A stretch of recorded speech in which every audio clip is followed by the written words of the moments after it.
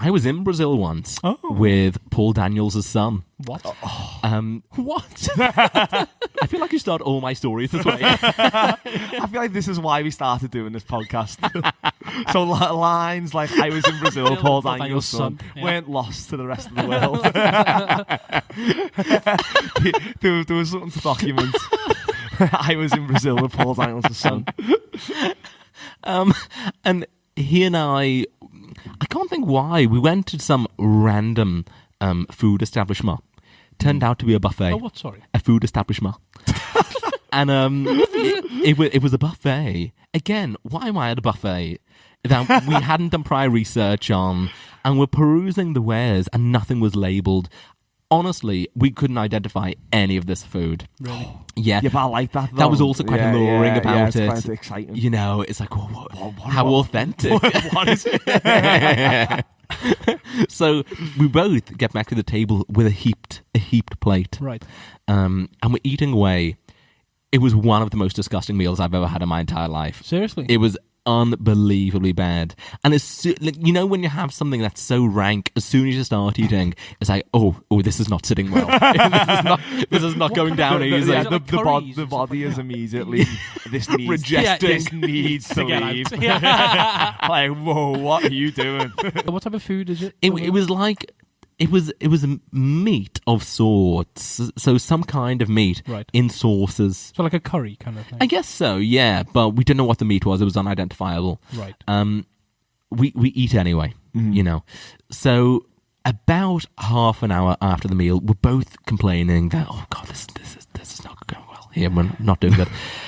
And I suddenly think, I need to go. I need to go. Like, now. There's no ramp in this. What I love is the idea is, because I know that Paul Daniels is one of the, like, obviously you got his set, didn't you? Yeah. And then you shit yourself in front of his son. Paul Daniels' son. I've had an embarrassing moment. Don't tell your dad. Just please keep this between me and you. Paul Daniels' son. Because that's his full title. It is. Yeah. It's not Martin, is it? It's Paul Daniels' son. So I'm like, I need to go at this very second. And there was no ramp into it, and I ran. I'm running the streets of Brazil, desperate for a toilet. I dash into a bakery and lock myself in, and immediately escapes. Oh God, the kraken that occurred, Josh. It was just, I can't begin to describe it. I'm dripping in sweat. Oh. It was a real low moment in my life. Sounds like food poisoning. Like instant, weirdly instant. But the concerning thing about this, the door slid closed the toilet. And imagine like on a shed, you've got the hook. You know, so it wasn't a lock, it was a hook and like an eye, you know? Yeah. The issue with this, it had a bit of give to it. Oh. So I'm sat on the toilet facing the door, blowing dripping in sweat. Yeah. That poor porcelain. They still talks about it now. They've had to close the bakery. But other people are trying to get into the toilet, so like pulling the door, like there's a bit of give, and I could see the eyes peer through the crack in the door. Oh no! Yeah. Did you not know? As soon as you just felt like the thing, did you? Because you've got to identify that someone's in there. You've got to do the classic cough. Oh no! It was it's just a way of there was an immediate slide, making it clear. That's quite demure of you. That is. Yeah, but you wouldn't shout, "Oh yeah!" I would. Hey, you get a privacy in here.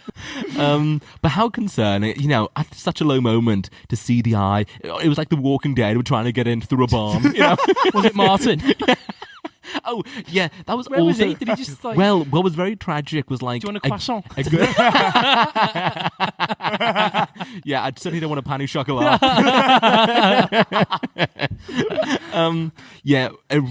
What made it worse was coming out, feeling terrible, and then seeing Paul Daniels' son waiting for me at a table. Where have you been? No. I'd say a call. Yeah, so not great that. Follow us on Instagram at Dodging Death Podcast.